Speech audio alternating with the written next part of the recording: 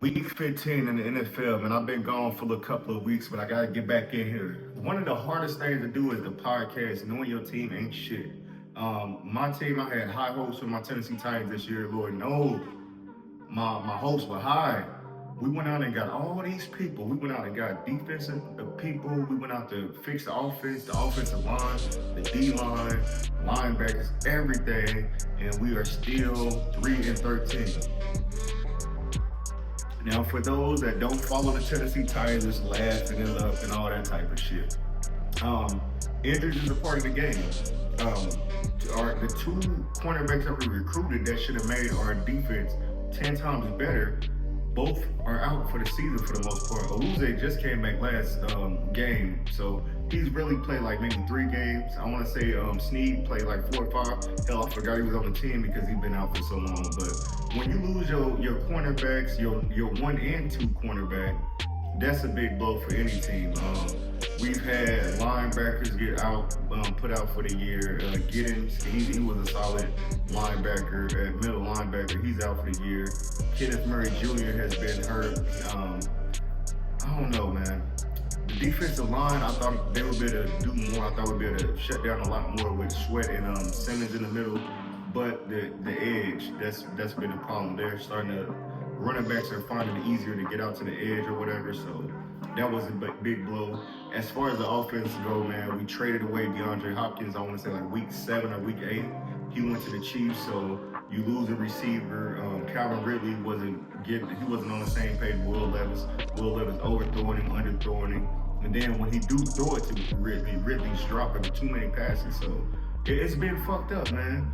Westbrook Akine has been the best receiver as far as touchdowns go. As far as the running game, I thought Tajay Spears and Tony Pollard would get just, I wouldn't say like equal amount, but I thought it was gonna be like a 60-40 split and out the backfield, but it looks like they went all in on Pollard.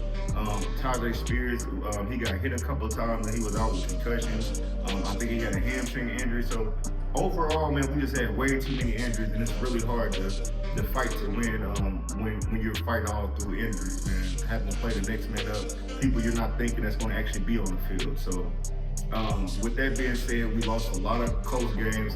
Out of 10 losses, I want to say we at least lost 5 games that were close that we could have won. Another big thing is that we can't get over 17 points. If we get to halftime and we got 10 points, we're not winning the game. Third quarter, for some reason, we could barely score. Fourth quarter, it's like that's when we just pretty much tap out and a team will come back and pass us up every time, or they just start blowing us out the water in the fourth quarter. Like I said, man, we 3-10. This is the time of the year. Yes, you heard it here first. When my team is looking like shit, I become the biggest hater to every team that's doing good. Anybody that knows me should know this by now. The people I work with, the people I associate myself with, the people, the sports groups I'm in, I don't give a fuck. If my team is doing bad, I'm on your ass.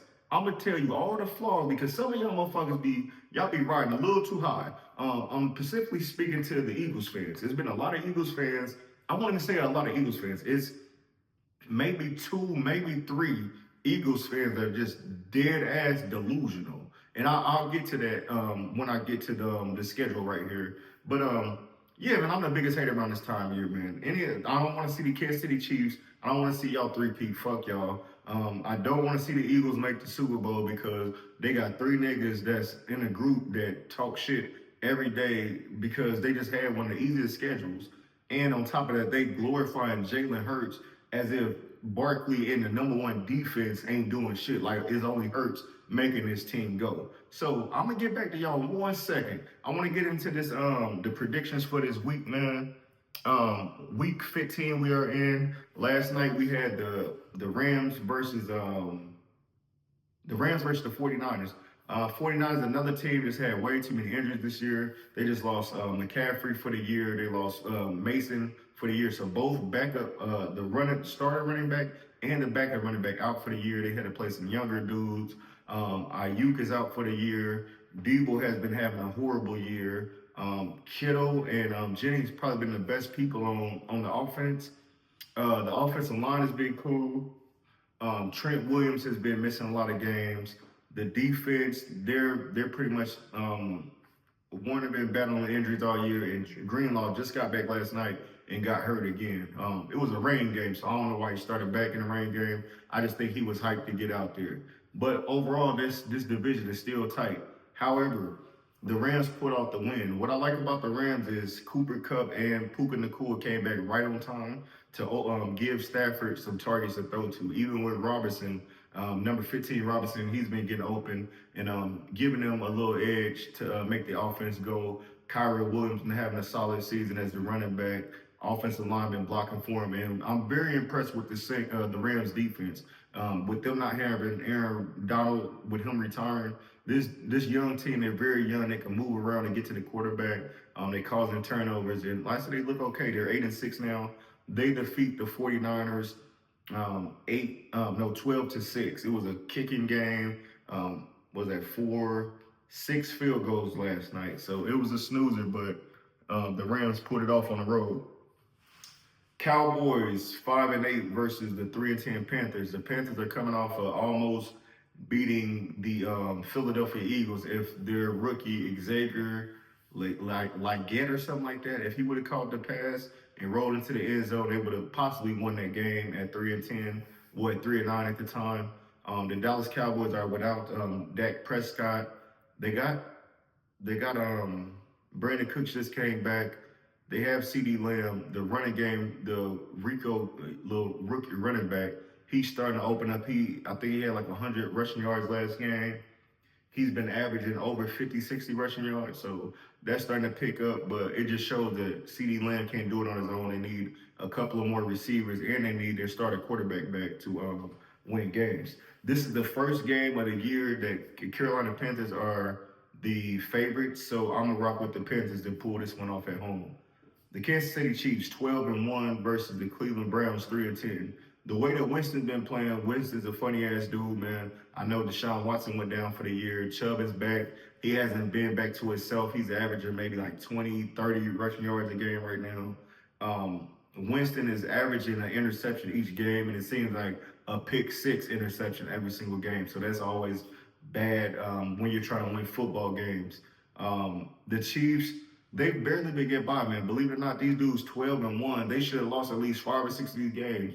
If you watch the games, you will see that most of these games were won in the fourth quarter. Penalties right at the end of the game, blocked field goals, game-winning field goals. So I'm not gonna hate too much on the Chiefs. But if you're a Kansas City Chiefs fan and you're saying that they're dominating this year, you're a fucking liar. So, anywho, I got the Chiefs winning this one with their bitch ass. I get the Chiefs to win on the road. Miami Dolphins versus the Houston Texans. Miami is 6-7. Houston Texans is 8-5. I'm gonna say that the Texans will win this one, even though I don't want them to, because like I said, I'm the biggest hater. I don't want my divisional teams to be winning while my team getting their fucking head kicked in. But anyways, I think the Texans with Nico Collins. I know Diggs is out for the rest of the year. What's my boy now? What's the running back name? Joe Mixon.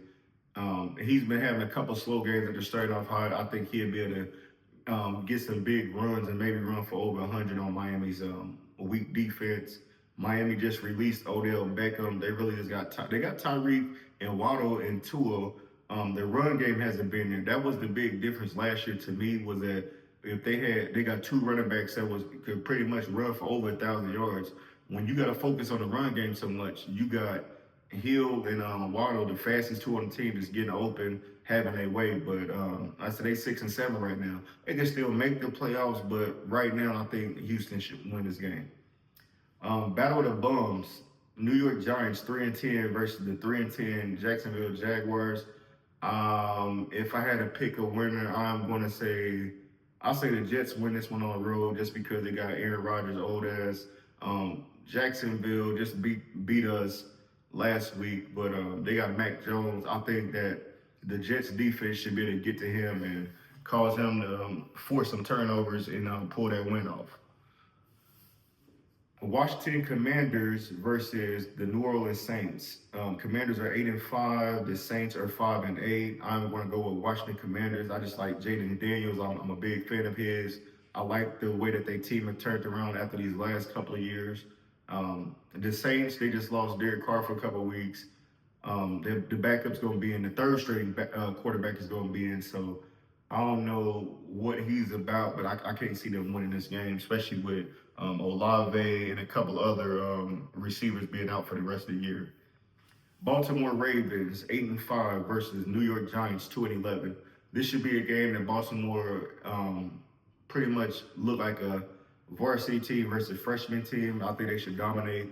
Derrick Henry should run for 100 plus on this game. If I'm putting the parlay together, I'm definitely having Joe Mixon and Derrick Henry on there, both for 100 plus yards. If I'm doing a parlay with running backs, Ravens they need to bounce back. I know they're coming off a couple of tough losses. They can't leave the game to Justin Tucker's leg because this has been his worst season so far. So he's going. They're Lamar's just gonna have to outpass and outrun him. The whole team's gonna have to just ball out on the Giants, which shouldn't be a problem. So I'm gonna go with the Ravens for that one. Cincinnati Bengals 5-8 versus the 3-10 Titans. Unfortunately, I don't know, man. With the Titans, man, this being Callahan's former team and him just coming off the week saying that Joe Burrow should be the MVP or some shit or in the race, that just fucked me up because I don't know, like, bitch, do you want to go back to Cincinnati? Because you can. You ass as a coach. The calls you've been making on fourth down been stupid as hell. The same ones that Vrabel was calling last year. So you can get the fuck up out of here and go back to Cincinnati if you want to. Anyways, if I had to pick, I'm gonna say Bengals beat us just because Joe Burrow is just gonna probably shred our defense. With us being at home, that's the only edge we got. So if we do win, it's gonna be by a little, not a lot. Patriots 3-10 versus the Arizona Cardinals 6-7. Arizona has been okay all year. I really want to see Marvin Harrison do a little bit more as the season comes to an end. He started off okay. I want to see him get him a couple 100-yard games with this the rest of the schedule. So I'm gonna go with Arizona to win this one. Indianapolis Colts 6-7 versus the Denver Broncos. If anybody knows me, I'm Michi from the Midwest Podcast. I currently live in Indiana. If it's a team I don't want to see win another fucking game, it's the Indianapolis Colts. So I'm rocking with Bo Nix and them to throw for 300 on the Colts and to dominate them with the defense. So I'm rocking with Denver to win that one, goddammit. One of the big games of the afternoon will be Buffalo Bills 10-3 versus Detroit Lions 12-1. Detroit is coming off another solid win. Buffalo is coming off a loss that they didn't see coming. I want to say they lost to the Rams by maybe 10, 13 points or something like that. I'm going to go with Detroit to win because I really want to see them make it back to the NFC Championship and go on to the Super Bowl because I don't think they've ever been in the Super Bowl ever. So I would like to see that. I don't want to see Buffalo win no more games. I got a homie that loves his team. And, dog, you my boy and all, but fuck Buffalo Bills, man. Fuck them. Next game we got is Tampa Bay Buccaneers 7-6 versus the LA Chargers 8-5. I'm gonna say the Chargers win this one, man. They just been looking good. They've been looking a lot better with Harbaugh as the coach now. The last 325 game we got the Pittsburgh Steelers 10-3 versus the Philadelphia Eagles 11-2. This is a game that Pittsburgh defense. If they can put pressure on Jalen Hurts, this will be a long game for them, and it will prove my point of what I've been trying to tell certain people, is that Jalen Hurts' problem is that he holds the ball too long. He's not getting it to his receivers. I know Goddard is out, but I had one fan tell me that Goddard and Jalen Hurts don't have a good chemistry, so the backup should be starting. And now that he's starting, he averaged like 15 yards, meaning he probably getting 2 catches a game. That ain't shit. That's nothing. All he could be doing out there is blocking because Barkley's the one getting all the fucking yards, you feel me? So I want Pittsburgh to win this one, not just because I like Russell Wilson, but I like that he got away from Denver from that situation. And now he's with a coach that believes in him, Mike Tomlin.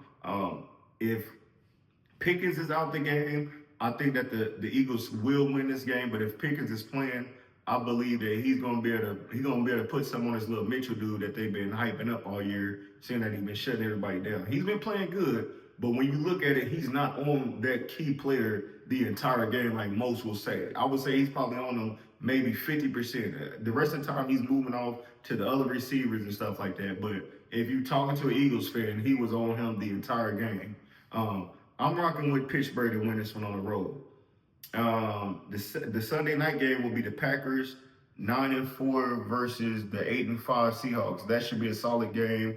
I'm going to go with I'm gonna go with the Seattle to win at home. It's always hard to beat Seattle at home, so I'm gonna rock with them just because they're at home.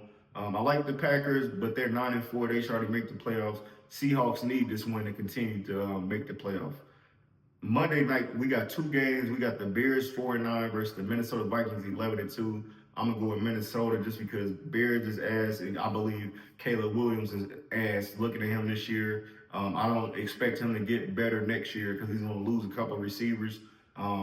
I don't think he's gonna pan out to be the best receiver out this draft class, like I've been saying since day one.